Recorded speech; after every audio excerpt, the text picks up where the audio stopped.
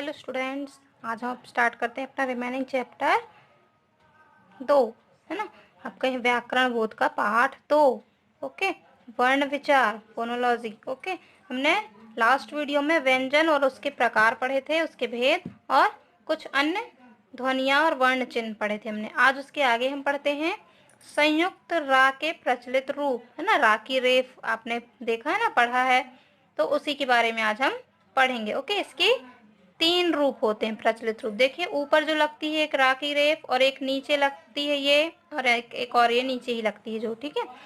पर ये कैसे लगती है, चलिए हम बताते हैं आपको।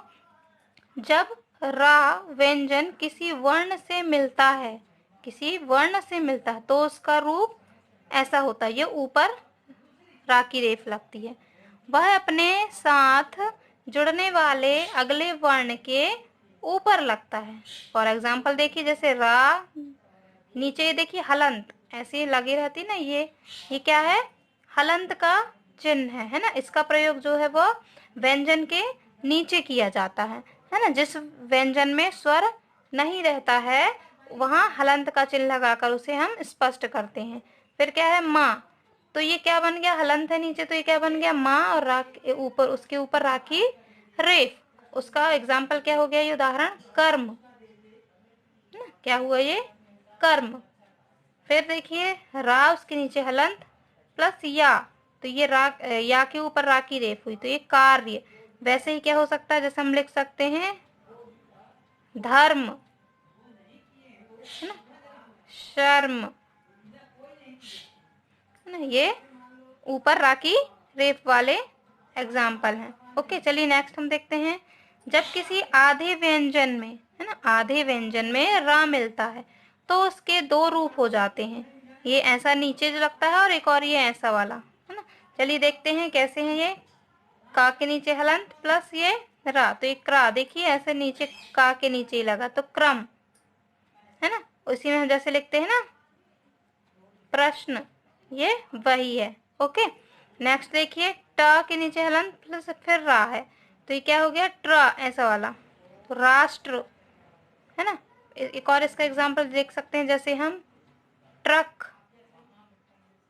लिखते हैं ना हम ऐसा, यस। तो ये क्या है, जब किसी आधे व्यंजन में पूरा रा मिलता है ना, तो उसे हम 2 रूप में डिवाइड कर देते हैं। ओके, एक ये नीचे ही लगता है जो ऐसे तिरछी वाली, और एक ये नीचे ऐसी। ओके, हलंत। अब देखिए, मैंने हलंत के बारे में बताया था, हलंत का चिन्ह, है ना, नीचे ये जो लगा है ना, आपने देखा, ये क्या है, हलंत है। इसका प्रयोग व्यंजन के नीचे किया जाता है जिस शब्दों में, जिस व्यंजन में स्वर नहीं मिला होता है ना, स्वर नहीं होता, वहां हम क्या करते हैं, हलंत का चिन्ह लगाकर हम स्पष्ट करते हैं। जैसे देखिए अद्भुत, अर्थात, ये लगा ना नीचे हलंत, ये देखिए, है ना। यस, चलिए नेक्स्ट पढ़ते हैं हम संयुक्त व्यंजन, है ना, जो 2 भिन्न व्यंजनों के योग से बनते हैं ना। ऐसे व्यंजन जो 2 भिन्न, मतलब 2 अलग अलग, भिन्न मीन्स अलग अलग व्यंजनों से, अलग व्यंजनों के योग से बनते हैं, वे क्या कहलाते हैं, संयुक्त व्यंजन कहलाते हैं।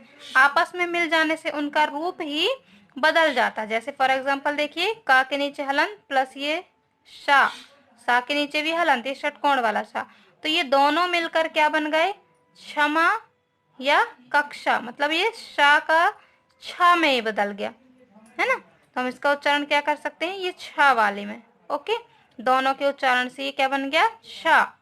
2 ये व्यंजन है, ये दोनों व्यंजन ही हैं, 2 अलग अलग व्यंजन है, इन दोनों के योग से संयुक्त व्यंजन बना। ओके, नेक्स्ट देखिए, ता के नीचे हलंत और रा के नीचे हलंत, तो ये क्या बना, त्रा, है ना। पत्र, त्रिशूल, ये त्रा बना। नेक्स्ट जा के नीचे हलंत और ये इया, तो ये क्या बन गया, ज्ञा, ज्ञान, संज्ञा।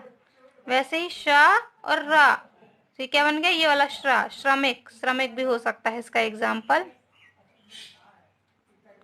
ओके, श्रम, विश्राम, श्रमिक। ओके, नेक्स्ट है द्वित्व व्यंजन। जब कोई व्यंजन अपने जैसे समरूप व्यंजन से मिलता है तो ऐसे संयोग को द्वित्व व्यंजन के नाम से जाना जाता है ना। समरूप मतलब एक जैसा, अपने समान व्यंजन से जब वह मिलता है ना। तो जैसे एग्जांपल देखिए, का ये हलंत नीचे और ये का, तो ये हलंत वाला क्या है, आधा बन गया ये, और ये का मतलब आधा का और का, पक्का मक्का, है ना। जैसे और लिखते हैं हम चक्की ना, तो ये आधा का मतलब एक जैसा हो गया ना, ये समरूप व्यंजन हो गए ये। वैसे ही देखिए टा, ये हलंत और एक ये टा, ये मिलकर ये दो जैसे जहां आते हैं ना लट्टू, मिट्टी, फिर वैसे ही लिख सकते हैं हम खट्टा, कच्चा, है ना। ये एक से हो गए समरूप व्यंजन। फिर है नेक्स्ट ला, ला वाली ये देखिए हलंत वाला जो है वह आधा ला, आधा का काम करता है ना। जैसे लल्लू, पल्लवी ना, हम बोलते हैं ना चुल्लू भर पानी में डूब मरो, तो ये चुल्लू है ना, वही है। नेक्स्ट देखिए चा, और ये चा हलंत, फिर ये वाला, तो आधा चा और चा, तो बच्चा, सच्चा, है ना, कच्चा, खच्चर। ओके। नेक्स्ट वैसे ही पा के नीचे हलंत और ये वाला पा, तो आधा पा और ये पा, चप्पल, थप्पड़, है ना। फिर ऐसे जा और ये जा, आधा जा और फिर ये जा बना सज्जा, लज्जा, है ना, रज्जो नाम है ना ये। तो ये आधा मतलब समरूप अपने समानीय व्यंजनों में मिल जाते हैं, है ना, इसलिए हम इसे क्या कहते हैं, दावित्व व्यंजन। नेक्स्ट है, ध्यान रहे पांचों वर्गों के दूसरे चौथे वर्णों फा को छोड़कर दावित्व नहीं होता। संयोग, दो व्यंजनों के मिलने पर जहां दावित्व नहीं होता वहां संयोग होता है। नेक्स्ट है संयोग, है ना, जब दो व्यंजनों के मिलने पर जहां दावित्व नहीं होता वहां क्या होता है, संयोग।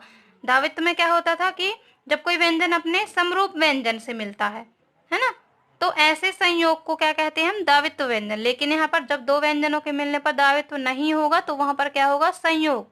जैसे देखिए का के नीचे हलंत प्लस ये खा, तो ये जो हलंत वाला वो आधा का बना, और ये खा ये पैसा के वैसा ही रहेगा, जैसे मक्खी, मक्खन ना। वैसे ही टा हलंत ये वाला और ये ठा, तो ये आधा का काम करता है, नहीं आधा ट और ठा, लठ, मट्ठा। वैसे ही चा और ये छा, आधा चा बन गया ये और छा, लच्छा, अच्छाई, है ना, सच्चाई, बस वही है। फिर ता प्लस ये था वाला, आधा ता बना और ये था कत्था, मत्था, है ना, जत्था बोलते हैं ना हम, बस वही है। ठीक है, चलिए नेक्स्ट है वर्ण विच्छेद। किसी शब्द में प्रयुक्त वर्णों को जब हम अलग अलग करके लिखते हैं ना, तो वह क्या है, वर्ण विच्छेद। जैसे देखिए भारत, तो जैसा हम बोलते हैं, यहाँ तो हमने लिख दिया भारत, लेकिन हम बोलते कैसे हैं, भारत, तो भा आ का उच्चारण हो रहा है, र फिर आ का उच्चारण हो रहा है, त, है ना। तो ये कैसे उच्चारण होता है वही हमें लिखना है, वही क्या है, ये वर्ण विच्छेद है ना। जैसे भा, आ की मात्रा लगी यहाँ पर, तो ये देखिए आ, फिर रा, रा के बाद भी आ का उच्चारण है, और ता के बाद भी आ का उच्चारण है, तो भारत। ओके। फिर विद्यालय, तो ये व हलंत लगाना नीचे में। ओके, जो ये पूरे शब्द हैं, और जो मात्राएं हैं उन पे नहीं। जैसे वी छोटी की मात्रा है तो ई छोटे ई, फिर ये द, य, फिर आ है, दा के बाद आ का उच्चारण नहीं, दा के बाद या के बाद आ का उच्चारण है ना, फिर ल, फिर आ छोटा आ है ना। यहाँ पर बड़ा आ की मात्रा वाला है, यहाँ छोटा, और फिर यहाँ भी छोटा है, क्या हो गए, विद्यालय। फिर वैसे ही ईशान, ई बड़ा ई है ना, ई इसमें नहीं आ रहा है, सिर्फ ई बोल रहे हैं हम, है ना, तो ई। फिर शा, न आ रहा ना आ का उच्चारण, जैसे हम बोलते हैं, जैसे शा थोड़ा हम लंबा बोलते हैं ना दीर्घ जैसे, वैसे ही आ है तो बड़ा आ यहाँ पर, ना जल्दी से हमने बोल दिया। वैसे ये व्योम, व, है ना, आधा व के लिए दिया है ये, फिर यो, या के बाद है मात्रा, है ना, ओ की, म, व्योम।